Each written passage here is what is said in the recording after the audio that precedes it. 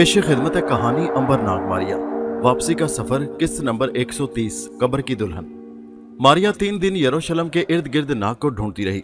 जब उसे यकीन हो गया कि नाग वहां कहीं भी नहीं है तो उसने सोचा कि अब आगे चलना चाहिए ताकि नाग को किसी दूसरे मुल्क में जाकर तलाश किया जाए, क्योंकि हो सकता है नाग को जादूगर ने जादू करके किसी दूर इलाके में या किसी जगह पहाड़ों में फेंक दिया हो।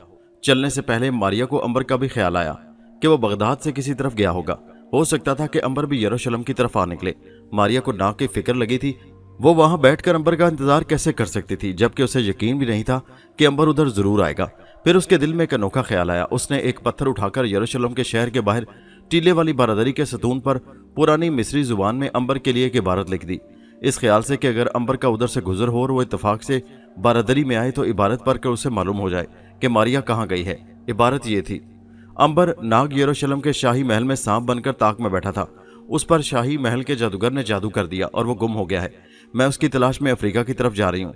मैं 1 महीना अफ्रीका के शहर कारथीज की सराय में ठहरूंगी। मुझे नाग की तलाश है, मारिया। ये इबारत 5000 साल पुरानी मिस्री जुबान में लिखी थी, जिसको सिवाय अंबर के या नाग के और कोई नहीं पढ़ सकता था। मारिया ने बारादरी से निकलकर समंदर का रुख कर लिया।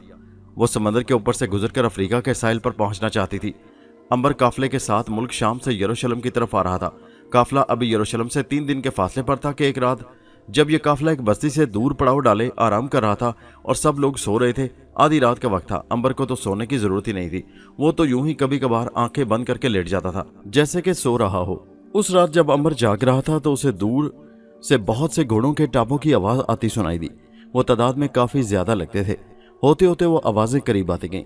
अंबर के दिल में ख्याल आया कि हो ना हो ये डाकू ना हो और काफला लूटने के लिए आ रहे हों, मगर ऐसा ना हुआ। घोड़ों की टापों की आवाज काफला से हटकर बस्ती की तरफ चली गई। अंबर ने सोचा शायद वो उस बस्ती के रहने वाले होंगे और कहीं बाहर से अपनी बस्ती में वापस आ गए हैं। 1 घंटा ही गुजरा होगा कि अंबर ने देखा कि दूर से उस बस्ती में आके शोले बुलंद हो रहे हैं और लोगों की चीखों पुकार की आवाजें अंधेरे को चीरती हुई उन तक पहुंच रही हैं। इस चीखों पुकार से काफले वाले लोग भी जाग पड़े। मुख्तलिफ किस्म की बातें होने लगीं। कोई कह रहा था कि किसी कबीला ने दूसरे कबीला पर हमला कर दिया है। कोई कह रहा था कि एक डाकू ने गांव पर हमला किया है और अब वो लूट मार कर रहे हैं। काफले में से एक बूढ़े बुजुर्ग ने कहा कि नहीं, ऐसा नहीं है। अगर वो लोग डाकू होते तो वो पहले हमारे काफले पर हमलावर होते। ये डाकू नहीं है। मेरा ख्याल है कि यहूदियों ने मुसलमानों की बस्ती पर हमला किया है और उनको तबाह करके आग लगा दी है। वाकया यूं है कि अभी हाल ही में यरूशलेम के बादशाह ने मुसलमानों के लिए एक अलहदा इलाका कायम किया है और जहां नई बस्ती बसाई गई थी वहां पर अपनी फौज भी उनकी हिफाजत के लिए मुकर्रर की थी। मगर कुछ मुसलमानों ने इस खौफ से कि न जाने कब ये यहूदी फिर हम पर हमलावर हो जाएं, इस इलाका को भी छोड़ दिया। उनमें से कुछ लोगों ने यहाँ नई बस्ती आबाद की थी। अंबर भी इस बात को जानता था कि अब सलाहुद्दीन अयूबी का दौर आ रहा है और वह यरूशलेम को जल्द फतह कर लेगा। मगर उसी वक्त यहूदी मुसलमानों पर जुल्म सितम ढा रहे हैं। जब उसे ये मालूम हुआ कि ये मुसलमानों की बस्ती है और यहूदी उसको तबाह कर रहे हैं तो फौरन उनकी मदद के लिए उस बस्ती की तरफ रवाना हो गया। जब वो वहां पहुंचा तो उसने देखा कि सारी बस्ती तबाह हो चुकी है। बेशुमार मुसलमान कत्ल हो चुके हैं और जो बच गए थे वो उस बस्ती को छोड़कर चले गए हैं और बस्ती में आग ही आग दिखाई दे रही है और यहूदी भी ये जुल्म सितम ढा के वापस जा चुके थे। उसको इस बात का भी बहुत दुख हुआ, मगर अब वो क्या कर सकता था। वो यूं ही बस्ती की गलियों में घूम फिर रहा था कि उसे एक जगह बच्चों के रोने की आवाज़ आई। वो उस तरफ चल दिया। जब वो वहां पहुंचा तो उसने देखा कि एक बूढ़ा आदमी अपनी ज़िंदगी की आखिरी सांस ले रहा है और 2 बच्चे, जिनमें एक बच्ची जिसकी उम्र 7 बरस के करीब थी और एक लड़का जिसकी उम्र कोई 10-11 साल के लगभग थी, उसके करीब बैठे रो रहे थे। जब अंबर उनके पास पहुंचा तो उस बूढ़े ने बड़ी मुसरत से अंबर की तरफ देखा। अंबर ने उस बूढ़े की आंखों में एक ऐसी झलक देखी जिससे वो ये समझ रहा हो कि अंबर यहूदी है और वो भी इसे और उसके दोनों बच्चों को ख़त्म कर देगा। अंबर ने भी इस बात को महसूस कर लिया और बोला, बाबा मैं मुसलमान हूँ, मेरा नाम अंबर है और मैं मुल्क मिस्र का रहने वाला हूँ और इस काफला के साथ यरूशलेम जा रहा था जो इस बस्ती से काफ़ी दूर पड़ाव किए हुए। वहाँ से मैंने इस बस्ती को आग के शोलों की लपेट में देखा था और यहाँ आन पहुँचा। बूढ़े बुजुर्ग को जब यह पता चला कि अंबर मुसलमान है तो उसने बड़ी तशक्कर आमेज निगाहों से आसमान की तरफ देखा कि उसे किसी गैबी मदद का इंतजार था जो अंबर की सूरत में उसे मिल गई। उसने बड़ी कमज़ोर और नहीफ आवाज़ में अंबर से कहा, अंबर बेटा मैं अब कुछ लम्हों का मेहमान हूँ, जाने कब मेरी जान निकल जाए। आप फिक्र न करें बाबा, अब आप बहुत जल्द अच्छे हो जाएंगे। अंबर ने तसल्ली देते हुए बूढ़े बुजुर्ग की तरफ देखकर कहा, मेरे होते हुए आपको या इन बच्चों को कोई नुकसान नहीं पहुंचा सकता। इंशाअल्लाह आप बहुत जल्द सेहतयाब हो जाएंगे। बूढ़े बुजुर्ग की आवाज़ लर्जी। अंबर बेटा अब तुम खामोश रहो और मेरी बात तवज्जो से सुनो। ये दोनों बच्चे मेरे पोते हैं। इनका बाप याकूब कारोबार के सिलसिला में उर्दन गया हुआ है और उसे अभी बहुत देर से वापस आना है। तुम मेरे मरने के बाद इन बच्चों को उसके पास पहुंचा देना। वादा करो कि तुम मेरा ये काम कर दोगे। मेरी सांस सिर्फ इनके लिए ही अटकी हुई है। मेरी रूह मेरे जिस्म का साथ छोड़े जा रही है। अंबर बोला, मैं वादा करता हूँ बाबा कि इन बच्चों को इनके बाप के पास पहुंचा दूंगा। बूढ़े बुजुर्ग ने कहा, अंबर, बाहर अस्तबल में एक बहुत आला नस्ल का घोड़ा बंधा हुआ है, सवारी के लिए तुम वो ले लेना। ये घोड़ा इन बच्चों के साथ बहुत घुला मिला हुआ है, उस पर सवारी में तुम्हें कोई दिक्कत ना होगी। अंबर बोला, अच्छा बाबा, मैं ऐसा ही करूंगा। अंबर का इतना कहना था कि बूढ़े बुजुर्ग ने जान दे दी और बच्चे ज़ारों के तार रोने लगे। अंबर ने बच्चों को प्यार दिलासा दिया और वो बड़ी मुश्किल के साथ खामोश हुए। फिर अंबर ने बूढ़े के कफन दफन का इंतजाम किया। रात अंबर ने वहीं गुजारी और दूसरे दिन वो बच्चों को लेकर सफर पर रवाना हुआ। अब अंबर काफिला की तरफ वापस भी ना गया।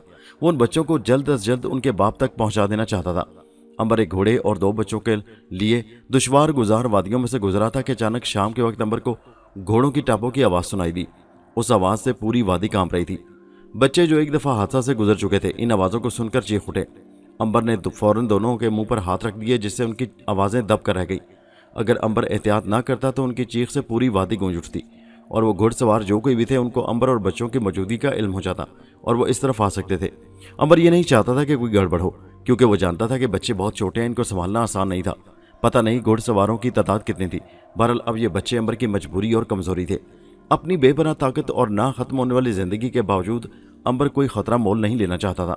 वो बच्चों को हर हाल में जिंदा रखना चाहता था। घोड़ा भी अब होशियार हो गया था और किसी आने वाले खतरे की बू महसूस कर रहा था। उसकी आंखें चारों तरफ का जायजा ले रही थी। खौफ की वजह से बच्चों का रंग सफेदी माइल हो गया था। अंबर ने उनकी तरफ झुकते हुए सरगोशी में कहा, बच्चों, मालूम नहीं ये लोग कौन हैं? मुझे शक है कि ये वही यहूदी हैं जिन्होंने तुम्हारी बस्ती को तबाह किया है। अगर तुमने शोर मचाया तो इन लोगों को हमारी मौजूदगी का पता चल जाएगा और वो लोग तुम्हें कत्ल कर देंगे और तुम्हारा घोड़ा भी छीन ले जाएंगे। अंबर की बात सुनते ही बच्चे और ज्यादा डर गए और अंबर से चिमट गए। अब अंबर बच्चों की तरफ से मुतमईन हो गया था कि अब ये किसी किस्म का शोर नहीं करेंगे। अंबर बच्चों को लेकर उन झाड़ियों की तरफ बढ़ गया। यहाँ वो छुपकर सारी वादी को देख सकता था और किसी की निगाह उनको ना देख सकती थी।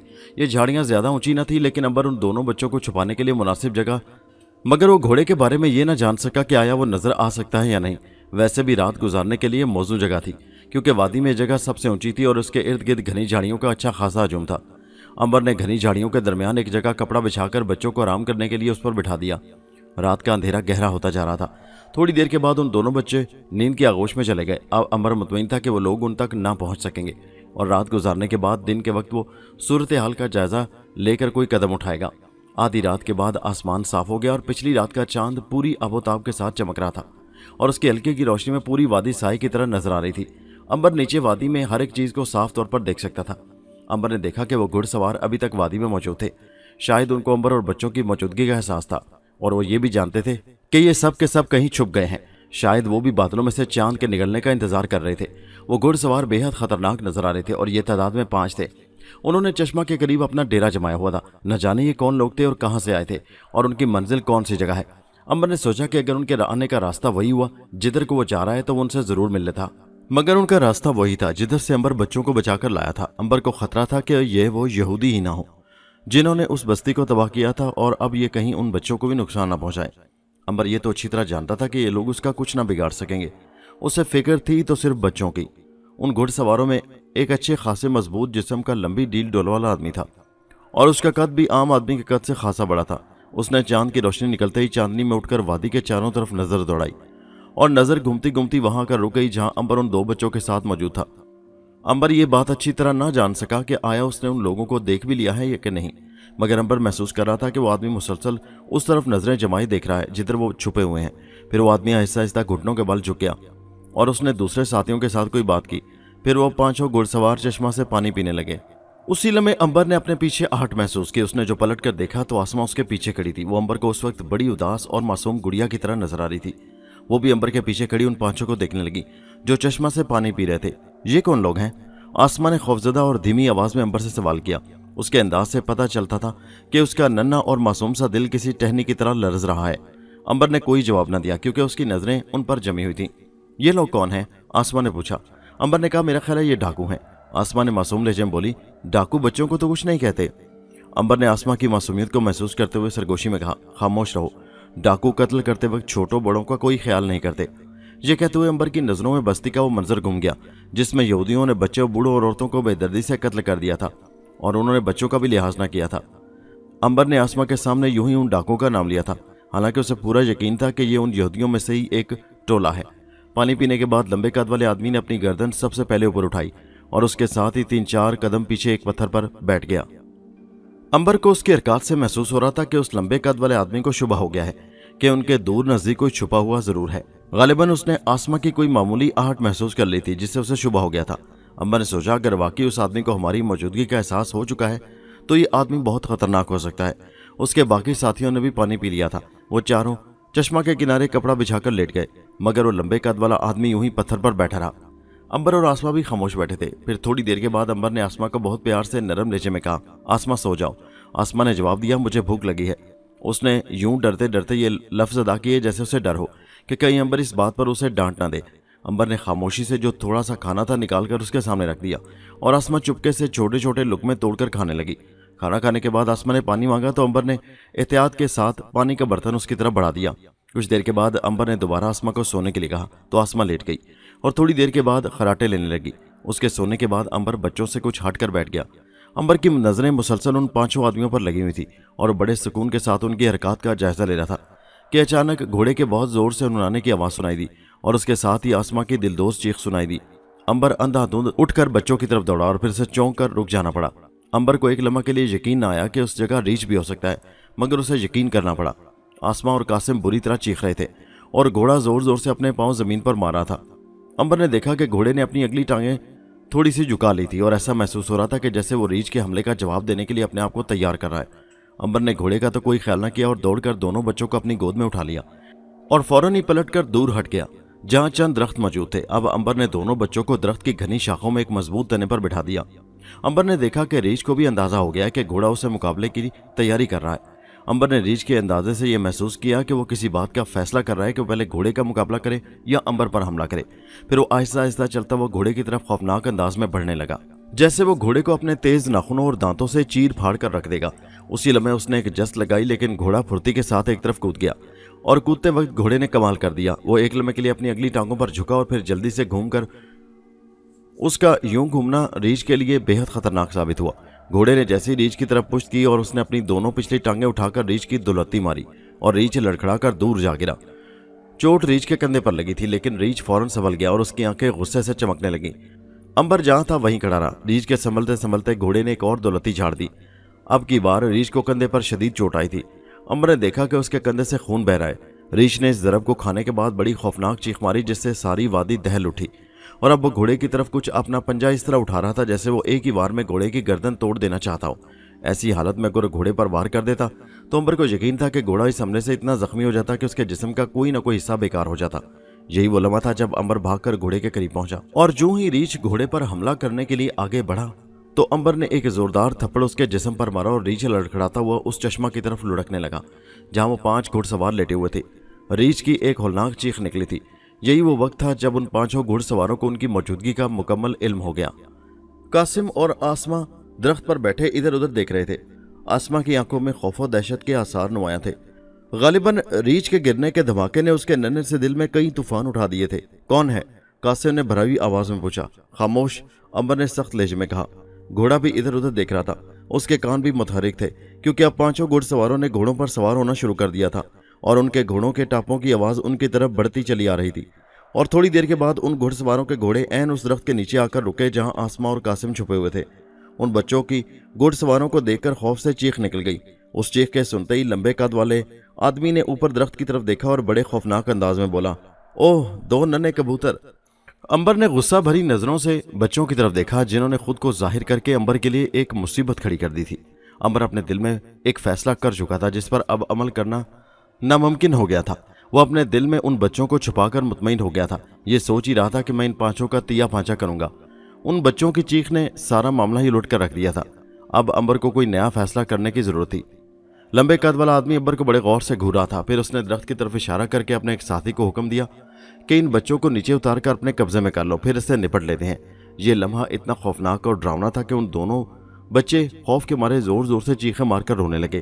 امبر کو اب یہ خدشہ ہوا کہ کہیں بچے خوف سے درخت پر سے نیچے نہ گر جائیں۔ اس نے صورتحال کے مطابق نرمی سے کام لیتے ہوئے لمبے قد والے آدمی کو مخاطب کر کے کہا، تمہیں بچوں کے ساتھ اتنی سختی سے نہیں بولنا چاہیے تھا، تمہیں بچوں کے ساتھ پیار اور محبت سے بات کرنا چاہیے تھی۔ ننھے اور معصوم دل کے مالک تمہارے خوفناک لہجہ اور کرخت آواز سے ڈر گئے ہیں۔ اسی لمحے امبر نے دیکھا کہ उस लंबे कद वाले आदमी के चेहरे पर सख्त गिरी झलक रही थी। उसकी आंखें लाल पीली हो रही हैं। चंद लम्हों तक लंबे कद वाला आदमी अंबर को तेज आंखों के साथ देखता रहा, फिर बड़े हिकारत अमेज अंदाज में कहने लगा, काले सुअर, बताओ तुम कौन हो और ये तुम्हारे साथ बच्चे किसके हैं और तुम कब से इनको साथ लेकर फिर रहे हो। ये कहते हुए उसने अंबर के कंधे पर अपनी ताकत के इजहार के लिए हाथ रखकर जरा दबाया। अंबर का खून खौल उठा।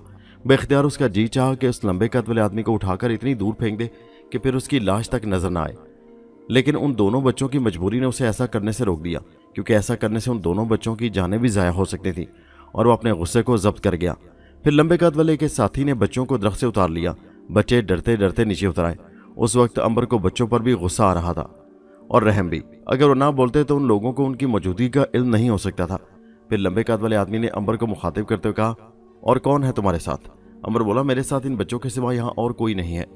लंबे कद वाले आदमी ने अंबर को जोर से लात मारी, मगर वो खुद अपनी टांग भी सहलाने लगा, क्योंकि अंबर को लात मारने से उसे ही पाँव में धचका सा लगा था। मगर वो इस बात को समझ नहीं सका, बल्कि अपने उस दर्द को छुपाने के लिए जोर जोर से कहके लगाकर हंसने लगा। और जब उसके कहके बंद हुए तो बोला, हाँ बताओ, कहाँ से लाए हो इन बच्चों को? अंबर ने कहा, यह किसी की अमानत है और मैं इनको अमानतदार के हवाले करने जा रहा हूँ। लंबे कद वाला बोला, तुम ये इतना खूबसूरत घोड़ा कहाँ से चुरा कर लाए हो? अंबर ने, जो उन बच्चों के हाथों मजबूर था, एक बार फिर वो वाकया जो बच्चों और उसके साथ गुजर चुका था साफ साफ उन लोगों को बता दिया। जब अंबर ये वाकया बयान कर चुका तो उसने देखा कि उस लंबे कद वाले आदमी का रवैया कुछ और सख्त हो गया था। अंबर ने अंदाजा लगा लिया कि इन पांचों का बस्ती पर हमला करने वालों से कोई तल्लुक नहीं है, बल्कि ये कोई डाकू हैं। इतने में अंबर ने सुना कि लंबे कद वाला आदमी अपने साथियों को मुखातिब करते हुए कह रहा था कि ये बच्चे बड़े काम के हैं और ये शानदार घोड़ा मैं लूंगा। मैंने अपनी पूरी जिंदगी में इतना शानदार और खूबसूरत घोड़ा कभी नहीं देखा। घोड़ा इन सब से दूर खड़ा हैरान नजरों से देख रहा था और कोई बात समझने की कोशिश कर रहा था। लंबे कद वाला बोला, हम इन बच्चों को और इसको किसी अरब रियासत में फरोख्त करके अच्छे पैसे कमा सकते हैं। अंबर ने देखा कि दोनों बच्चे बुरी तरह सहमे हुए खड़े हैं। अंबर ने पहले सोचा कि इनसे दो दो हाथ हो जाए, बाद में देखा जाएगा जो होगा, मगर इस खौफ से फिर रुक गया कि लड़ाई झगड़े में खतरनाक डाकू किसी बच्चे को नुकसान ना पहुंचाए और कोई बच्चा जान से हाथ ना धो बैठे। अंबर ने इतने तवील सफर में पहली बार अपने आप को इतना बेबस पाया। वो 5 थे, अगर 2-3 होते तो शायद अब तक अपने अंजाम को पा चुके होते। अब लंबे कद वाले आदमी ने उन दोनों बच्चों को अपने एक साथी के हवाले किया और अंबर को भी एक साथी के साथ घोड़े पर सवार होने को कहा। अंबर ने पहली बार किसी का कहना इस तरह माना था, सिर्फ किसी मुनासिब वक्त के लिए। अंबर एक बात पर हैरान था कि बच्चों का घोड़ा उनके आने के थोड़ी देर बाद उनसे दूर आता दिखाई दिया, जो डाकुओं के सरदार यानी लंबे कद वाले आदमी ने अपने एक साथी को पकड़ने के लिए कहा था, मगर घोड़ा किसी तरह भी उनके काबू में ना आया था। वो उसे इधर उधर भगाता रहा था। आखिर वो थक हार कर वापस आ गया। ये मंजर सब डाकुओं ने देखा था। लंबे कद वाला बोला, चलो छोड़ो उस घोड़े को। ये कहा और वो अंबर और दोनों बच्चों को लेकर चल दिए। मगर किसी को ये मालूम ना था कि दूर ही दूर घोड़ा उनका पीछा कर रहा है। वो किसी अरब रियासत की तरफ सफर कर रहे थे, जहां उन्होंने उनको फरोख्त करना था, लेकिन अंबर मौका की तलाश में था। ये लोग उन तीनों को लेकर एक तवील और अनजाने सफर पर रवाना हुए। दिन गुजरता गया और शाम का अंधेरा बढ़ रहा था। वादी में काफी आगे जाकर दरख्तों का एक जंगल आ गया। दरख्त झुके झुके से थे और उनके तने काफी बड़े बड़े थे। एक जगह कुछ दरख्तों ने एक गोल चक्कर सा बना रखा था। उस चक्कर के अंदर एक छोटा सा टीला बना हुआ था। उस टीले पर घास और झाड़ियां उगी हुई थी। चांद की रोशनी जंगल में आ रही थी। घोड़े बुरी तरह थक चुके थे। फिर अंबर ने देखा कि वो सब एक ऐसी जगह पहुंच गए हैं जहां आग के शोले रोशन थे। अंबर ने सोचा शायद वहां उनके और साथी मौजूद होंगे, लेकिन वहां कोई न था, सिर्फ आग रोशन थी। करीब पहुंचने पर पता चला शायद उनसे पहले कोई काफिला वहां से उठकर गया था। वहां पहुंचते ही रात गहरी हो गई थी। डाकुओं के सरदार ने घोड़ों से उतरने का हुक्म दिया। सब घोड़ों से उतर गए और घोड़े एक तरफ चरने लगे। डाकुओं के सरदार ने अंबर और बच्चों को कुछ खाने को दिया। अंबर को तो भूख की परवाह तक न थी। उसने चुपके से अपने हिस्से का खाना भी बच्चों को खिला दिया, क्योंकि वो काफी देर से भूखे थे। उनमें से एक करीबी चश्मा से पानी ले आया और सब ने पिया। डाकुओं के सरदार ने पहली बार अपने साथियों को उनके नाम से पुकारते हुए कहा, डेविड, जैकब, तुम दोनों एक एक बच्चे को अपने अपने साथ सुलाओगे और नौजवान को अलग सोने दो। उन दोनों ने बैक जुबान कहा, बेहतर सरदार। फिर लंबे कद वाला अंबर से मुखातिब हुआ, सुनो नौजवान, ये लो कंबल और लेट जाओ, और हाँ, एक बात याद रखना कि हमारे साथ कोई चालाकी करने की कोशिश न करना। रात को मामूली सी आठ पर तीर चला दिया करता हूँ। अंबर खामोश रहा। लंबे कद वाले आदमी ने अंबर का कान पकड़ उसे जोर से मरोड़ दिया। अंबर फिर भी खामोश रहा। उसके मुंह से हल्की सी आह तक न निकली। डाकुओं का सरदार तिल मिलाकर बोला, जाने ये नौजवान किस चीज का बना हुआ है? मेरे इस तरह कान मरोड़ने से ताकतवर आदमी भी बिलबिला उठता है, मगर इसके मुंह से उफ तक नहीं निकली। पांचों में से एक बोला, सरदार, इसे कोई मामूली नौजवान न समझो। मैं तो हैरान हूं कि ये अब तक खामोश क्यों है। न जाने ये किस वक्त का इंतजार कर रहा है। मेरा तो ख्याल है कि इसे खत्म कर दें, क्योंकि ये किसी भी वक्त हमारे लिए खतरनाक साबित हो सकता है। दूसरा बोला, सरदार, इसने हमारे सामने झूठ बोला था कि ये दोनों बच्चे किसी की अमानत हैं और ये उन्हें कहीं लेकर जा रहा है। इसने ये बच्चे अगवा किए हैं। ये बात सुनते ही अंबर का हाथ कुछ इस तरह ऊपर उठ गया कि वो उस आदमी को नहीं छोड़ेगा, मगर उसके सामने 4 नन्ही मुन्नी मासूम आंखें घूम गई और वो खून के घूंट पीकर रह गया। अंबर खामोशी के साथ एक तरफ लेट गया। उसने सोचा था कि जब ये लोग सो जाएंगे तो वो इन बच्चों को किसी महफूज जगह पर पहुंचाकर उनसे 2-2 हाथ करेगा। उसे उस वक्त तक नाग और मारिया बहुत याद आए कि खुदा जाने वो दोनों कहाँ होंगे। अगर वो इस वक्त उसके साथ होते तो मामला कब का साफ हो चुका होता। दोनों बच्चे थके हुए थे, बहुत जल्द सो गए। अंबर को नींद की जरूरत ही ना थी, वो तो सिर्फ दिखावे के लिए आंखें बंद किए लेटा था जैसे वो सो रहा हो। अंबर उन 5 के बारे में सोच रहा था कि उनसे कैसे निजात हासिल हो सकती है और बच्चे भी महफूज रहें। अंबर ने कंबल से मुंह बाहर निकालकर देखा तो वो 5 आग के करीब बैठे बातें कर रहे थे। लंबे कद वाला आदमी अपने साथियों से कह रहा था कि हमें इस नौजवान को सोते में ठिकाने लगा देना चाहिए और हम इन बच्चों को किसी जगह फरोख्त कर देंगे और फिर एक घोड़ा मैं ले लूंगा। उसका एक साथी बोला, सरदार, ये घोड़ा हमारे काबू में नहीं आएगा। मेरा ख्याल है इन बच्चों से बहुत घुला मिला है। आप देखें ना, घोड़ा हमसे दूर किस तरह चौकस खड़ा बच्चों को देख रहा है। डाकू का सरदार बोला, तो फिर क्यों ना इन बच्चों को भी उसके साथ ही खत्म कर दिया जाए। दिन निकलने तक मैं अपने साथ घोड़े को मनूस करने की कोशिश करता हूँ। एक मरतबा मैं उसकी पुश्त पर सवार हो गया तो फिर उसका संभालना मेरे लिए मुश्किल ना होगा। उसके साथी ने कहा, सरदार, ये तो ठीक है, अगर बाद में किसी ने घोड़ा हमारे पास देख लिया तो एक मुसीबत खड़ी हो जाएगी। हमें तो ये भी मालूम नहीं कि ये लोग कौन हैं। अगर इस घोड़े की वजह से बच्चों के वारसों से मुलाकात हो गई तो क्या जवाब दोगे? मेरा तो ख्याल है कि इन तीनों को खत्म कर दो और घोड़ा कहीं जाकर फरोख्त कर देंगे। उसके दूसरे साथी ने घूर कर उस आदमी की तरफ देखा और कहा, कैसी बेवकूफ़ों सी बातें करते हो। हम सिर्फ उस नौजवान को ही हलाक करेंगे और बच्चों को फरोख्त कर देंगे। घोड़ा सरदार को पसंद है, उसे हम फरोख्त न करेंगे। अगर इन बच्चों को कोई वाली वारिस मिला तो कह देंगे कि ये हमें किसी चरागाह में चरते हुए मिला था। उसके पास किसी बच्चे का कोई निशान तक न था, इसलिए हमने इस पर कब्जा कर लिया है। बेहतर है कि अब हम सो जाएं। सरदार ने अपने दूसरे साथी की इस बात की तायद की, मगर उसने फिलहाल अंबर को हलाक करने का मंसूबा मुलतवी कर दिया और बोला, हम इसके मुतालिक सुबह फैसला करेंगे। और फिर वो लोग सोने की तैयारी करने लगे। अभी वो लोग सोने की तैयारी कर ही रहे थे कि आसमां जाग उठी और वो उठकर आहिस्ता आहिस्ता चलते हुए अंबर के पास आ गई। डाकुओं के सरदार ने बड़े गौर से आसमां की तरफ देखा और कहने लगा, ए लड़की, अपनी जगह पर वापस जाओ और सो जाओ। खबरदार जो इसके पास दोबारा आई तो मैं जान से मार दूंगा। इससे पहले कि आसमां वापस जाती, अंबर सरदार से मुखातिब हुआ, सरदार, रहने दो इसे मेरे पास ही, हम भाग तो नहीं जाएंगे। कुछ सोचकर सरदार खामोश रहा और फिर वो सब सोने के लिए लेट गए। सरदार ने अपने एक साथी से कहा, तुम जागते रहो, जब तुम्हें नींद आने लगे तो दूसरे को जगा देना। उसने कहा, बेहतर सरदार। कुछ देर के बाद वो चारों सो गए, मगर उनका 5वां साथी जाग रहा था और ऊँग रहा था। काफी देर बाद अंबर ने महसूस किया कि उनका 5वां साथी किसी को जगाए बगैर सो गया है। आसमां अंबर के साथ चिमट कर सोई थी। अंबर ने उठने का इरादा किया, ये सोचकर कि कासिम को खामोशी से जगा ले, तो लड़की जाग पड़ी। उसने देखा कि सब डाकू सोए हुए हैं तो आसमां अंबर से बोली, मुझे इन आदमियों से डर लगता है। अंबर ने आहिस्ता से कहा, तुम खामोश रहो, मैं खुद भी इनको पसंद नहीं करता। मैं अभी कासिम को जगाता हूँ, फिर हम लोग भाग चलेंगे। अंबर ने देखा कि डाकुओं के घोड़े बंधे हुए हैं और उनका अपना घोड़ा दूर खड़ा है, उस तरफ देख रहा है। अंबर ने सोचा कि मैं इन दोनों को उठाकर घोड़े पर सवार हो जाऊं और फिर हम भाग जाएंगे। अंबर उठा, मगर उसे अचानक किसी की घुरती हुई आंखों का एहसास हुआ और उन डाकुओं में से एक बड़ी खूनखार आंखों से अंबर को देख रहा था। अंबर फिर लेट गया। उसने 2-3 बार उस शख्स की तरफ करके उसे देखा, मगर वो मुसलसल जाग रहा था। ऐसी सूरत में अंबर समझ गया कि फरार होना नामुमकिन है। फिर अंबर आंखें बंद करके लेट गया। उसे मालूम था कि ये लोग उसका कुछ भी नहीं बिगाड़ सकते। मसला सिर्फ आसमा और कासिम का था। वो डरता था कि डाकू कहीं उनको कोई नुकसान न पहुंचाएं। सुबह तक डाकू ने नींद पूरी कर लेना थी। सूरज निकलने के बाद जो हालात पेश आने वाले थे, अंबर उन पर गौर कर रहा था। अंबर को करीब पाकर आसमा फिर बेफिक्र होकर सो गई थी।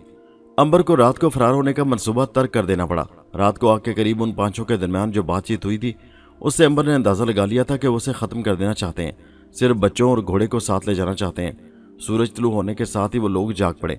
फिर उन्होंने चाय बनाई, खुद भी पी और बच्चों और अंबर को भी दी। इससे फारिग होने के बाद डाकुओं का सरदार कासिम से मुखातिब हुआ, ये घोड़ा तुम्हारे साथ बहुत घुला मिला हुआ लगता है, तुम इसको पकड़ो। कासिम घोड़े को पकड़ने के लिए आगे बढ़ा। जब वो घोड़े के करीब पहुंचा तो घोड़ा प्यार से हुनहुनाया। कासिम ने घोड़े को थपकी दी और लंबे कद वाले को इशारे से उसके पीछे आकर सवार होने के लिए कहा। जब लंबे कद वाला आदमी घोड़े की पिछली टांगों के करीब पहुंचा तो कासिम ने घोड़े को एक खास इशारा दिया। घोड़ा एकदम अगली टांगों पर झुका और उसने अपनी पिछली टांगों को ऊपर उठाया और लंबे कद वाले को एक जोरदार दौलती झाड़ दी। वो उसकी दौलती खाकर दूर जा गिरा और फिर उठ ना सका। लंबे कद वाली की यह हालत देखकर उसके 2 साथी कासिम और घोड़े की तरफ बढ़े। बाकी 2 अंबर के पास खड़े रहे। यही वो मौका था जिसका अंबर को इंतजार था। अंबर ने भी खूब फायदा उठाया और दोनों को उठाकर दूर नीचे वादी में फेंक दिया और दौड़कर कासिम के पास चला गया। अंबर जब कासिम के पास पहुंचा तो बाकी दोनों ने उसे काबू कर लिया और अपने साथी डाकुओं को इधर उधर देखा जो उन्हें कहीं भी नजर न आए। अंबर भी अब मजाक के मूड में आ चुका था। वो जानता था कि ये दोनों उसका और बच्चों का अब कुछ नहीं बिगाड़ सकते, लिहाजा उन दोनों से थोड़ी सी दिल्लगी करनी चाहिए। वो बिला हिलवजहत उन डाकुओं के कब्जे में आ गया था। अंबर ने अपने ऊपर इस तरह खौफ तारी कर लिया था कि जैसे ये डाकू समझे कि अंबर डर गया है। एक डाकू ने अपने दूसरे साथी से कहा, इसके हाथ रस्सी के साथ पीछे बांध दो। अंबर खामोश रहा। वो तो उनका तमाशा बनाना चाहता था। उसने अपने आप को छुड़ाने के लिए कोई कोशिश न की। डाकू के साथी ने अंबर के हाथ पीछे रस्सी के साथ बांध दिए। पहले वाले डाकू ने बड़ी गुस्सीली आवाज में कहा, तुमने हमारे 2 साथियों को धोखे से मार दिया है, अब तो हम तुम्हें जिंदा न छोड़ेंगे। फिर उसने अपने साथी से कहा, इसे जमीन पर लिटा दो, मैं खुद इसका सर काटता हूँ। मगर अंबर खामोश था और वो दोनों हैरान थे कि अंबर पर मौत का जरा बराबर भी खौफ न था। वो मुस्कुरा रहा था। पहला डाकू बोला, अभी तुम्हारी मुस्कुराहट खत्म हो जाएगी। जब दोनों डाकू अंबर को जमीन पर लिटाने लगे तो अंबर ने कहा, क्यों मेरा और अपना वक्त जाया करते हो, तुम मेरा सर नहीं काट सकोगे, बकवास बंद करो, एक ने कहा। फिर दोनों डाकुओं ने अंबर को नीचे गिरा दिया। उन्होंने क्या गिराना था, अंबर खुद ही जरा ड्रामा पैदा करने के लिए नीचे गिरकर लेट गया। एक डाकू ने खंजर निकाला और खंजर अंबर की गर्दन पर रखकर इस तरह चलाने लगा जिस तरह कसाई बकरे की गर्दन पर छुरी चलाते वक्त अपने साथी को बकरा मजबूती से पकड़ने के लिए कहने के लिए आवाज निकालता है। फिर वो परेशान होने लगा क्योंकि एक तो गला नहीं कट रहा था, दूसरे खंजर की आवाज इस तरह आ रही थी जैसे वो खंजर पत्थर के सिल पर चल रहा हो। उसने खंजर की धार देखी तो वो भी कुछ इस तरह कुंद हो चुकी थी जैसे उसे वाकई पत्थर पर चलाया गया हो। फिर उसने झुककर गौर से अंबर की गर्दन को देखा। फिर हाथ से टिटोला कि कहीं इस शख्स ने गर्दन के गिर्द लोहे का कोई पट्टा तो नहीं डाल रखा, मगर ऐसी बात नहीं थी। अंबर की गर्दन बाकायदा गोश्त की बनी हुई थी और नरम थी, मगर जब वो उस खंजर उस पर रखकर चलाने लगता था तो वो पत्थर की तरह सख्त हो जाती थी। जिस डाकू ने अंबर को पकड़ रखा था, अपने साथी से उसने कहा, तुम में जोर नहीं है, अभी तक तुम उसकी गर्दन ही नहीं काट सके, हटो मुझे दो, मैं अभी इसका मामला साफ करता हूँ। पहले ने कहा, मैं क्या करूँ, मैंने अपनी पूरी कुव्वत सर्फ करके इसकी गर्दन पर कई बार खंजर चलाया है, मगर इसकी गर्दन तो पत्थर की तरह है। फिर दूसरे ने अंबर की गर्दन पर खंजर चलाना शुरू किया। वो हैरान रह गया। उसने कई बार खंजर चलाकर देखा, खून का एक कतरा भी ना निकला और अंबर की गर्दन पर एक जरा सी लकीर तक न पड़ी थी। अब डाकू ने खंजर अंबर के पेट पर जोर से मारा। खंजर का फल टूट गया और डाकू का अपना हाथ जख्मी हो गया और अंबर मुस्कुरा रहा था। उसने कहा, मैंने कहा था ना कि तुम मेरा कुछ नहीं बिगाड़ सकते, लो अब तैयार हो जाओ, मेरी बारी अब है। आसमा और कासिम रानी से अंबर को देख रहे थे और सोच रहे थे कि ये किस किस्म का इंसान है जिस पर खंजर का कोई असर नहीं होता। ना तो खंजर उसकी गर्दन पर चला और ना ही उसके पेट में लगा। उन्होंने देखा, अंबर ने एक हल्के से झटके से अपने हाथों की रस्सियां तोड़ डाली। अंबर ने अचानक हमला कर दिया और डाकू से खंजर छीनकर उसके पेट में घूम दिया। दूसरे डाकू ने अंबर को पकड़कर जमीन पर गिराने की कोशिश की, मगर उसे जल्दी मालूम हो गया कि वो किसी चट्टान को नीचे गिराने की कोशिश कर रहे हैं। अंबर अब अपनी पूरी ताकत में आ चुका था। अब उसे गिराना मुहाल था। अंबर ने डाकू को गर्दन से पकड़कर अपने सामने कर लिया। डाकू खौफ से कांपने लगा। उसने इतनी ताकत वाला इंसान आज तक न देखा था। वो उसे कोई भूत समझने लगा और उसकी अपनी ताकत जवाब दे गई। उसमें इतनी सकत भी न रही कि वो अंबर से अपना आप छोड़कर भाग जाए। अंबर ने उसे ऊपर उठाया और एक ऐसा झटका दिया कि उसकी गर्दन का मनका टूट गया। अंबर ने उसे नीचे फेंक दिया।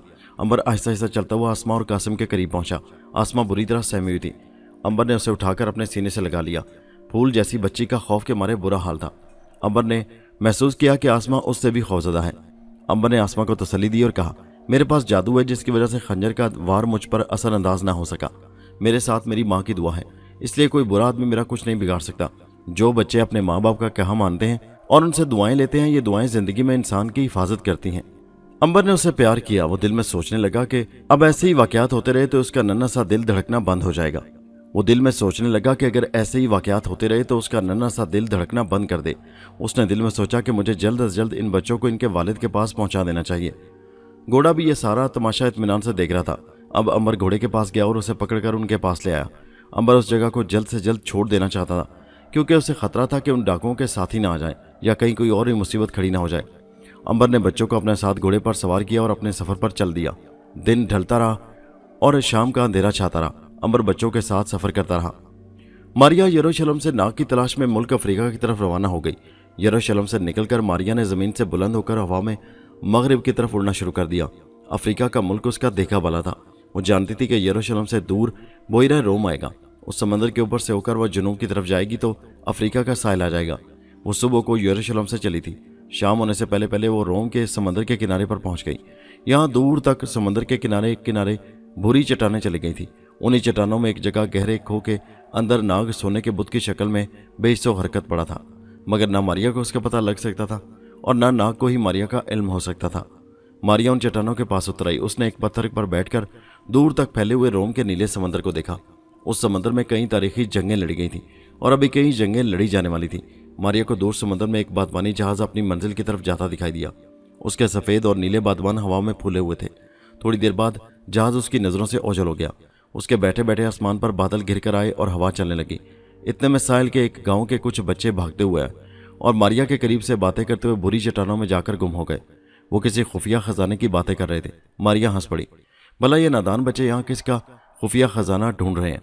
यूं ही दिलचस्पी की खातिर मारिया पत्थर पर से उठकर उन चट्टानों की तरफ आ गई जहां बच्चे गए थे। बच्चों की आवाज़ें चट्टानों के अंदर की भूल भुलैयों से आ रही थी।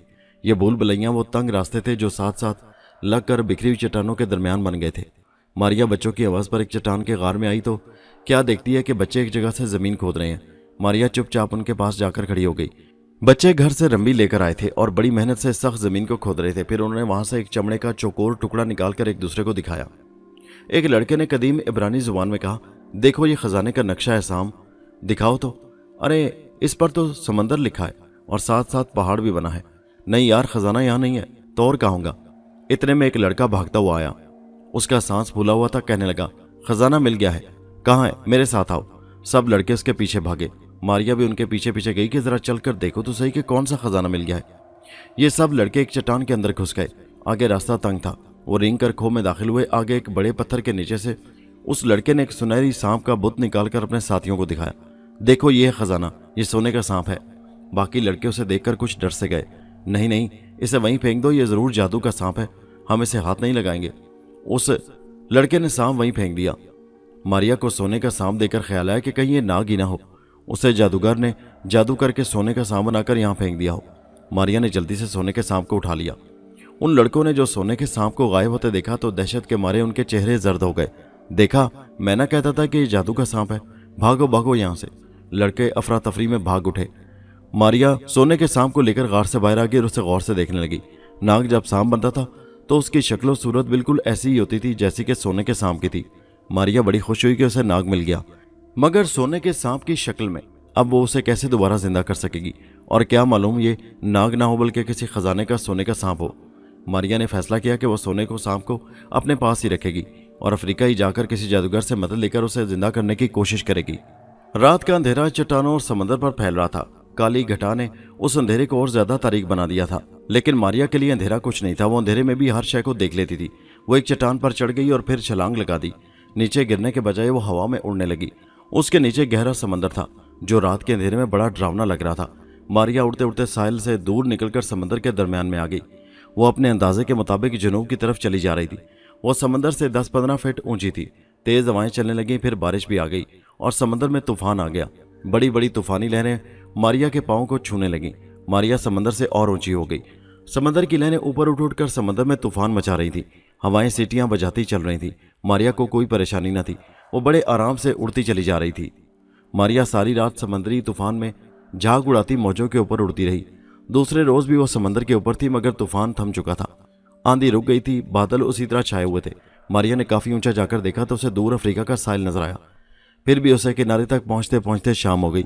अफ्रीका के साहिल पर घने जंगल फैले हुए थे। कारथीज का शहर और बंदरगाह वहां से जुनूब की तरफ थी। मारिया इससे पहले भी वहां अम्र और नाग के साथ एक बार आई थी। कारथीज को अरब करताजना कहते थे और यहाँ अरबों की हुकूमत थी। सारे शुमाली अफ्रीका पर अरबों की हुकूमत थी और लोग खुशहाल जिंदगी बसर कर रहे थे। मारिया जंगलों, दलदलों और अफ्रीका की झीलों के ऊपर से होती करताजना पहुंच गई। उसे अच्छी तरह मालूम था कि गर्मियों में जब बरसात का मौसम शुरू होता है तो उसके अंदर ज़मीन से ऊपर होकर उड़ने की ज़्यादा ताकत आ जाती है।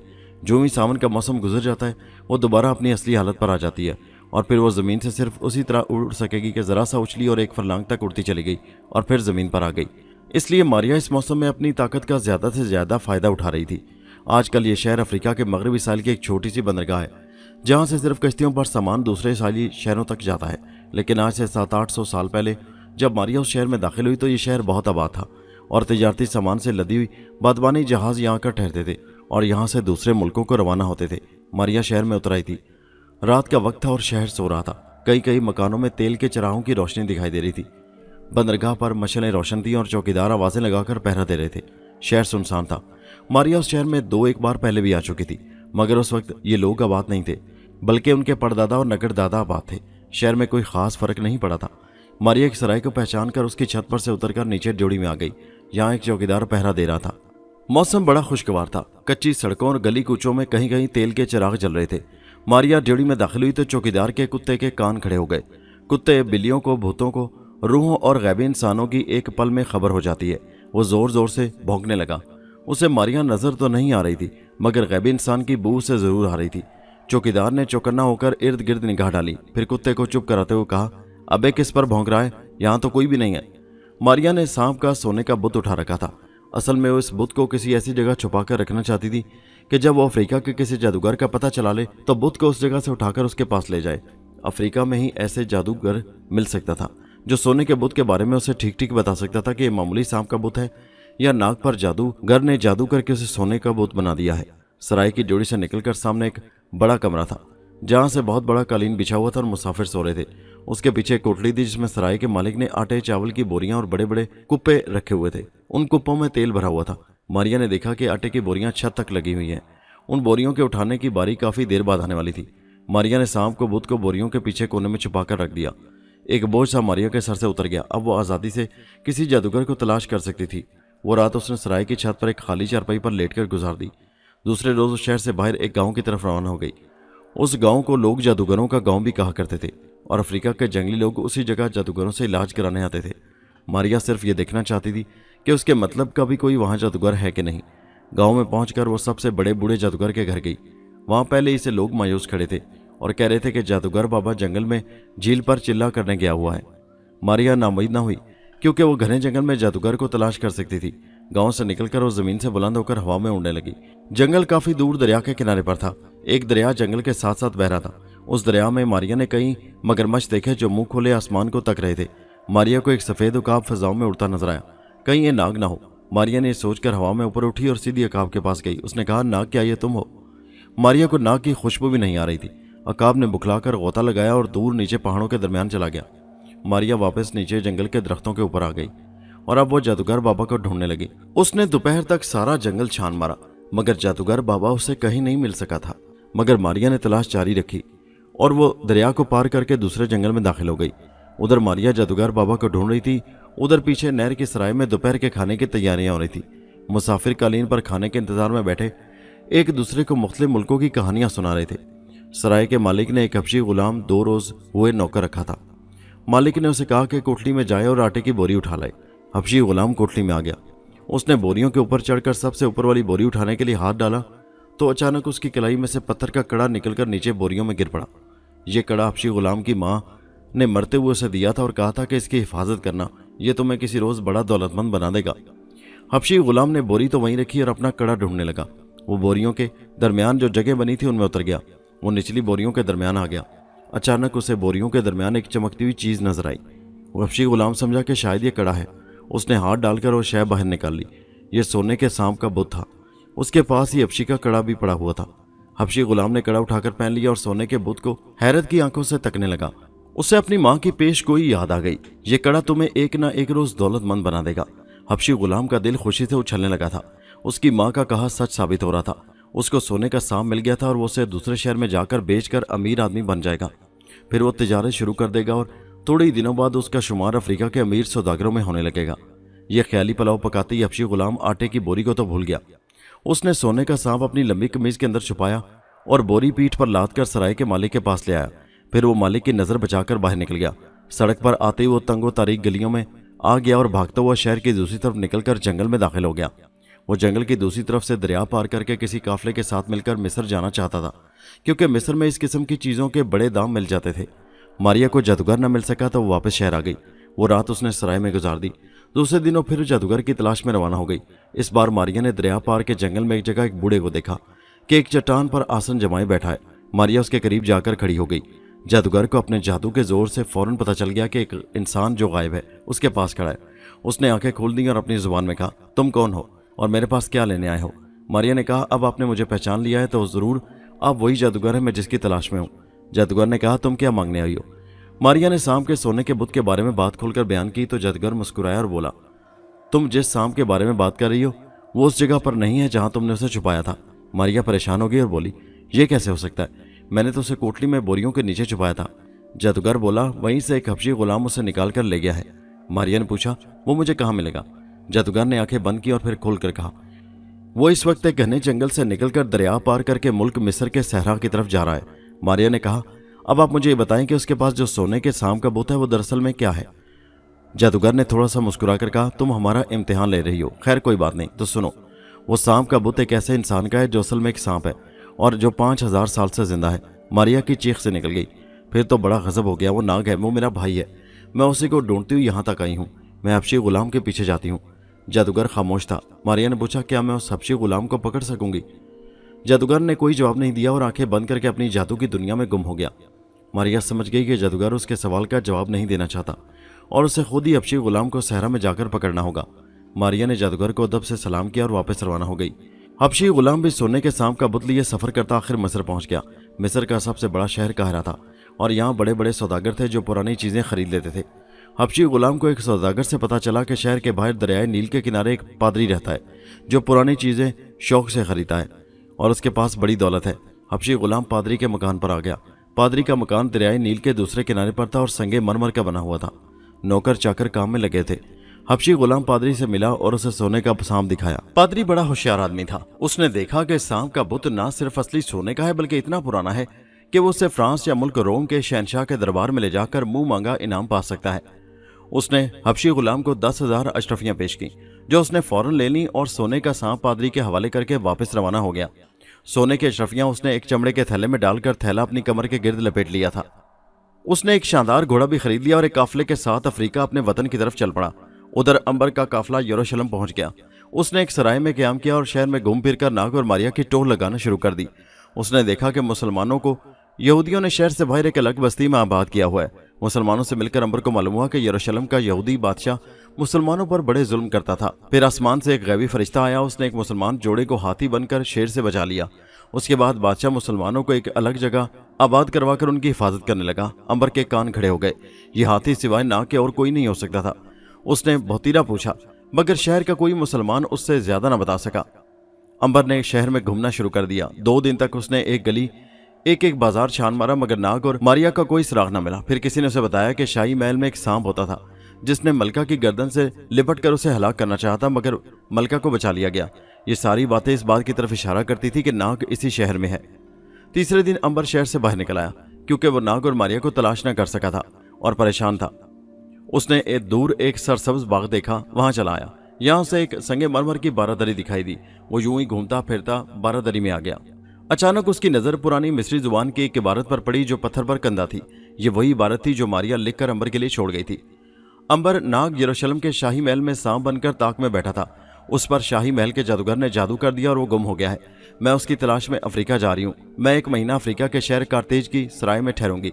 मुझे नाग की तलाश है। मारिया। नाग सोने का बन गया था। ये सोने का सांप एक पादरी ने अपने घर में संदूक में छुपा कर रखा था कि जब वो काफिले के साथ रोम जाए तो वहां के बादशाह की खिदमत में पेश करके इनाम हासिल करे। नाग एक जबरदस्त जादू के जरिए सोने के सांप में बदल गया था और यरूशलेम के जादूगर ने कहा था कि अगर नाग के सोने के सांप को मिस्र के हराम में मलका नफरीदी के ताबूत पर जलते दिए की रोशनी के पास ले जाया जाएगा तो उसका जादू टूट जाएगा और वो फिर से जिंदा नाग बन जाएगा। जिस हबशी गुलाम ने सोने का सांप पादरी के पास 10,000 अशरफियों के एवज बेचा था वो एक काफिले के साथ मिस्र से अफ्रीका की तरफ रवाना हो चुका था। उधर से मारिया भी मिस्र की तरफ आ रही थी। अंबर यरूशलेम में नाग की तलाश कर रहा था। मारिया ने यरूशलेम से जाते हुए बारादरी के पत्थरों पर लिख दिया था कि नाग यरूशलेम के बादशाह के महल में सांप बनकर ताक में बैठा था कि वहां से गायब हो गया है और जादूगर ने यरूशलेम के इर्द गिर्द जबरदस्त जादू की लहरें छोड़ रखी हैं जिसकी वजह से वो शहर यरूशलेम में दाखिल नहीं हो सकती और नाग की तलाश में मुल्क मिस्र जा रही है। अंबर ने मारिया की लिखी हुई ये इबारत पढ़ ली थी और अब यरूशलेम के बादशाह के महल की तरफ जा रहा था कि शायद वहां से नाग का कोई सुराग मिल सके। यरूशलेम के मुसलमानों को शहर से बाहर आबाद कर दिया गया था और उन पर यहूदियों का जुल्म सितम कम हो गया था। यरूशलेम का बादशाह अपनी मलका के साथ शहर से बाहर जा चुका था। महल में यह बात हर एक की जुबान पर थी कि महल में एक सांप ताक में बैठा था जिसको जादूगर ने सोने का सांप बनाकर समंदर में फेंक दिया है। जादूगर भी यरूशलेम में नहीं था। अंबर 3 रोज तक नाग को ढूंढता रहा। जब नाउमीद हो गया तो वो भी मारिया के पीछे पीछे मिस्र की तरफ रवाना हो गया। मिस्र जो अंबर का वतन था मगर आज से 4,2500 साल पहले और वो चूंकि तारीख में पीछे की तरफ सफर कर रहा था इसलिए अभी उसे अपना मकान और अपनी गली मोहल्ला कहीं नजर नहीं आ सकता था। 15 दिनों के बाद एक काफिला मिस्र की तरफ रवाना हुआ। अंबर उसमें शामिल हो गया। अब हम वापस मिस्र चलते हैं, जहां नाग सोने के सांप की शक्ल में पादरी के मकान के अंदर एक संदूक में बंद है। पादरी का घर दरिया नील के किनारे पर था। ये वो जमाना था जब अहराम मिस्र में अक्सर डाकू रातों को छुपकर डाके मारा करते थे। वो अहराम को खोदकर किसी न किसी तरह अंदर दाखिल हो जाते और वहां से फिरौन बादशाहों के कीमती खजाने लूटकर भाग जाते। एक रात का जिक्र है, आसमान पर घटाटोप बादल छाए थे। रात के 2 बजे होंगे। शहर अंधेरे और खामोशी में डूबा सो रहा था। शहर के दरवाजे पर एक मशल जल रही थी। पादरी भी अपने दरिया वाले मकान की छत पर सो रहा था। ठंडी ठंडी हवा में वो ख्वाबे खरगोश के मजे ले रहा था कि दरिया की तरफ से डाकू का एक गिरोह घोड़े दौड़ाता हुआ उधर से गुजरा। पादरी के मकान में एक चिराग रोशन था। ये वही डाकू था जिनका जिक्र अलिफ लैला की कहानी अली बाबा 40 चोर में भी आया है। उन्होंने बगदाद और मिस्र के दरमियान एक पहाड़ी इलाके में एक गार बना रखा था, जिसके अंदर ये अपना लूटा हुआ माल जाकर छुपा देते थे। उस गार के मुंह पर एक भारी पत्थर का दरवाजा था, जो खुल जा सिमसिम का इसम पढ़ने से खुल जाता था और बंद हो जा सिमसिम का इसम पढ़ने से बंद हो जाता था। ये डाकू बगदाद से मिस्र के शाही कब्रिस्तान में मलका नफरीती के हराम में डाका डालने के लिए आ रहे थे, क्योंकि उन्होंने सुन रखा था कि मलका नफरीती के हराम में हीरे जवाहरात का बड़ा कीमती खजाना पड़ा है। जब उनका गुजर पादरी के मकान के सामने से हुआ तो डाकों के सरदार ने मकान में रोशनी देखकर घोड़ा रोक लिया। दूसरे डाकू भी वहीं रुक गए। सरदार ने कहा, क्यों ना उस मकान में चलकर थोड़ी सी पेट पूजा कर ली जाए, मुझे भूख लग रही है। मलका नफरीती के एहराम का खजाना बाद में खोदेंगे। डाकुओं का सरदार पादरी के मकान की तरफ आ गया। 4 डाकू मकान की छत पर चढ़ गए और उन्होंने पादरी को काबू कर लिया। बाकी मकान के बाहर घोड़ों पर बैठे पहरा देने लगे। सरदार ने मकान में दाखिल होकर पादरी से कहा कि खाने को जो कुछ है ले आओ। पादरी बेचारा डाकुओं के खौफनाक चेहरे देखकर थर थर कांप रहा था। झट जैतून का तेल और रोटियां ले आया। शहद का प्याला भी सामने रख दिया। सरदार और उसके कुछ साथियों ने पेट भरकर खाया। जाने लगे तो सरदार की नजर कोने में रखे संदूक पर पड़ गई। इसमें क्या है? उसने गरज कर पूछा। इसमें सोने का सांप था। पादरी ने कहा, जनाब कुछ नहीं, पुराने कपड़े हैं। सरदार ने संदूक खुलवाकर देखा तो अंदर से नाग का सोने का सांप का बुत निकल आया। सरदार हंसा और पादरी की तरफ देखकर बोला, तुम हमसे ये सोने का खजाना छुपा रहे थे, बोलो अब तुम्हें क्या सजा दी जाए? पादरी कदमों पर गिर पड़ा। सरदार ने कहा, हमने तुम्हारे घर की रोटी खाई है, जाओ तुम्हें माफ करते हैं, ये सोने का सांप हमारे खजाने में रहेगा। सरदार ने नाग के सोने के सांप को अपनी जेब में रख लिया और अपने गिरोह के साथ पादरी के घर से निकलकर फिरौन बादशाहों के पुराने कब्रिस्तान की तरफ रवाना हो गया। पादरी ने शुक्र अदा किया कि उसकी जान बच गई। डाकू रातों रात अहराम मिस्र के करीब पहुंच गए। तिकोने अहराम सितारों की रोशनी में बड़े हैबतनाक दिखाई दे रहे थे, मगर डाकू खुद बड़े हैबतनाक थे। वो कई बार ये अहराम लूट चुके थे। इस बार वो मलका नफरीती का अहराम लूटने आए थे। उनके एक जासूस ने मलका के अहराम का पूरा नक्शा उन्हें बता दिया था। डाकू सीधा मलका के अहराम पर पहुंच गए। यहाँ एक खुफिया सहराई झाड़ियों से छुपा हुआ रास्ता मलका नफरीती के अहराम के अंदर जाता था। डाकुओं के सरदार ने अपने आदमियों को बाहर खड़ा किया और खुद अपने 2 खास डाकुओं के हमरा खुफिया रास्ते से गुजरकर मलका के अहराम के अंदर पहुंच गया। आगे एक दीवार आ गई। जब उसे नेज़ों से तोड़ा गया तो दूसरी तरफ एक तंग कोठली निकल आई। सरदार कोठली में दाखिल हो गया। क्या देखता है कि चारों तरफ हीरे जवाहरात और सोने चांदी के मर्तबान भरे पड़े हैं। दरमियान में एक ताबूत है जिसके ऊपर मलका नफरीती का सोने का चेहरा बना हुआ है और एक चिराग उसके सिराने जल रहा है। इतनी दौलत देखकर सरदार की बातें खिल उठी। उसने अपने साथियों को हुक्म दिया कि सारे हीरे जवाहरात के मर्तबान मलका के ताबूत के करीब लाकर रख दो। सारा खजाना ताबूत के पास जमा कर दिया गया। सरदार ने अपनी जेब से नाग का सोने का सांप भी उस खजाने में ताबूत के पास रख दिया। अब खुदा की कुदरत देखिए कि जहां नाग सोने के सांप की शक्ल में पड़ा था, वहां ताबूत के चिराग की रोशनी ऐन उसके ऊपर पड़ रही थी। मलका नफरीती के ताबूत के चिराग की रोशनी का पड़ना था कि यरूशलेम के जादूगर का तिलिस्म टूटने लगा और सोने के सांप में जिंदगी की लहर दौड़ना शुरू हो गई। डाकुओं के सरदार ने बाहर आकर अपने सारे डाकुओं को हुक्म दिया कि अहराम के अंदर जाओ और सारा खजाना उठाकर घोड़ों पर लाद दो। डाकू शोर मचाते, चीखते चिल्लाते, खुशी से दीवाने होकर अहराम में घुस गए और लूट मार शुरू कर दी। डाकुओं की तादाद 40 थी, क्योंकि यही अली बाबा की कहानी के 40 चोर थे। वो थोड़ी ही देर में सारा खजाना उठाकर बाहर ले आए। डाकुओं के पास फालतू घोड़े भी थे। खजाने के मर्तबान फालतू घोड़ों पर लाद कर बांध दिए गए और डाकुओं का ये गिरोह बगदाद की तरफ रवाना हो गया। नाग सोने के बुत की शक्ल में एक मर्तबान के अंदर हीरे मोतियों के साथ बंद था। उस पर किया गया जादू खत्म हो चुका था और उसमें जान पड़नी शुरू हो गई थी, मगर बड़ी आहिस्ता आहिस्ता दोबारा जिंदा हो रहा था।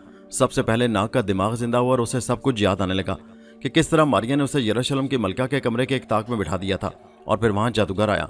उसने तिलिस्म पढ़कर उस पर फूंका और वो सोने का सांप बन गया था और उसे कुछ होश ना रहा था। नाग का दिमाग पूरी तरह जिंदा हो गया था, मगर अभी तक उसका बाकी जिस्म सोने का ही था। डाकुओं का गिरोह घोड़े दौड़ाता बगदाद की तरफ उड़ा चला जा रहा था। सारी रात के सफर के बाद डाकू दिन के वक्त सहराम में एक जगह रुके। कुछ देर खाना खाने के बाद आराम किया और फिर घोड़े दौड़ाते अपने सफर पर रवाना हो गए। दूसरी रात भी इस सफर में गुजर गई। तीसरा दिन आ गया। डाकू एक नखलिस्तान में आकर घोड़ों से उतरे। यहाँ उन्होंने एक बार फिर आराम किया। शाम को दोबारा सफर शुरू कर दिया। अगले रोज आधी रात को अपनी मंजिल के करीब पहुंच गए थे। दूर से उन्हें चांदनी रात में वो पहाड़ नजर आया जिसमें खुल जा सिमसिम का गार था। बगदाद का सफर उस पहाड़ से 6-7 मील के फासले पर था। चंगेज खान अपनी लश्कर के साथ बगदाद शहर को लूटकर आग और खून का बाजार गर्म करके जा चुका था। लोगों ने अपनी हवेलियों और मकानों की फिर से मुरम्मत और तामीर शुरू कर दी थी। अब्बासी बादशाह ने चंगेज खान की इताअत में दोबारा अपना महल आबाद कर लिया था। ये कत्ल होने वाले बादशाह का सबसे बड़ा लड़का था जो अब बगदाद के तख्त पर बैठा था। शहर में आहिस्ता आहिस्ता फिर से रौनक और जिंदगी की गर्मा गर्मी वापस आ रही थी। चंगेज खान के हमले के वक्त अली बाबा शहर से भाग गया था। अब वो फिर वापस आ गया था और बगदाद के एक मोहल्ले में अपने मकान में रहता था। ये जंगल में जाकर लकड़ियां काट कर लाता और शहर में फरोख्त करके गुजारा करता था। कुलजा सिमसिम के गार को रास्ता पहाड़ियों के दरमियान से होकर जाता था। डाकू घोड़ों पर सवार गार के सामने जाकर रुक गए। गार के मुंह पर पत्थर की बहुत बड़ी सिल गिरी हुई थी जिसको 1000 आदमी मिलकर भी नहीं हिला सकते थे। सरदार ने अपना घोड़ा लेकर पत्थर के दरवाजे के सामने आया। उसने दोनों बाजू फैलाकर कहा, खुल जा सिमसिम। एक गिड़गिड़ाहट की आवाज के साथ पत्थर की सिल अपनी जगह से खिसककर एक तरफ पहाड़ के अंदर चली गई। सुरंग का रास्ता खुल गया। सरदार डाकुओं और लूटे हुए खजाने को लेकर गार के अंदर चला गया। आगे जाकर गार चौड़ा हो गया था। वहां पहले ही बड़ी कीमती लूटी हुई चीजें पड़ी थी। यह खजाना भी वहीं जमा कर दिया गया। सरदार ने आधा खजाना अपने डाकू साथियों में बांट दिया और बाकी अपने हिस्से के लिए रख लिया। डाकू ने गार के बाहर आग जलाई। वो जो दुम्बे अपने साथ लूट मार कर लाए थे उन्हें हलाल करके वहीं भूना और खाने लगे। फिर वो गार के अंदर ही पत्थरों पर लेटकर सो गए। सारा दिन सोए रहे। शाम को सरदार ने उन्हें जगाया और कहा, सुना है कि एक बहुत मालदार काफिला यरूशलेम से सफर करता हुआ मिस्र में दाखिल होने वाला है। क्यों ना रास्ते में उसका सफाया कर दिया जाए। डाकुओं के मुंह को हराम लग चुका था। नारे लगाकर बोले, हम तैयार हैं, हम तैयार हैं। डाकुओं के सरदार ने अपने 40 डाकुओं को साथ लिया और उसी रात बगदाद के पहाड़ों से निकलकर आंधी की तरह यरूशलेम और मिस्र के दरमियानी सहरा की तरफ रवाना हो गया। वो उस काफिले को मिस्र की सरहद से काफी दूर पहले रेगिस्तान में ही लूट लेना चाहता था। ये वो काफिला था जिसमें मारिया भी सफर कर रही थी। जिस काफिले में अंबर सफर कर रहा था वो यरूशलेम से चलकर मुसल और दमिश्क से होता हुआ मिस्र की तरफ सफर कर रहा था। जिस वक्त डाकू गार के मुंह को बंद करके वहां से चले गए थे, ऐन उसी वक्त बगदाद और अलिफ लैला का मशहूर किरदार अली बाबा अपने दोनों गधों के साथ एक तरफ छुपा ये सारा तमाशा देख रहा था। जो ही डाकू नजरों से ओझल हुए, अली बाबा गार के सामने आकर खड़ा हो गया। उसको वो इसम याद था जो डाकू बोला करते थे। उसने भी बाजू फैलाकर खुल जा सिमसिम कहा और दरवाजा खुल गया। अली बाबा गार में दाखिल हो गया। अंदर सोने जवाहरात से भरा हुआ मर्तबान, संदूक और कीमती खजाना पड़ा था। अली बाबा की आंखें चकाचौंध हो गईं। अली बाबा ने जल्दी जल्दी जवाहरात और अशरफियों से भरे हुए 2 मर्तबान उठाकर गधों पर लादे और गार से बाहर निकल गया। उनमें से एक मर्तबान में नाग भी था। वो आहिस्ता आहिस्ता जिंदगी की तरफ लौट रहा था। उसका दिमाग और आंखें जिंदा हो चुकी थी, बाकी जिस्म अभी सोने का था। नाग की आंखें जिंदा सब कुछ देख रही थी। उसने गार को भी देखा, अली बाबा को भी देखा और समझ गया कि अली बाबा 40 चोरों की गार है और अलिफ लैला की कहानी एक बार फिर दोहराई जा रही है।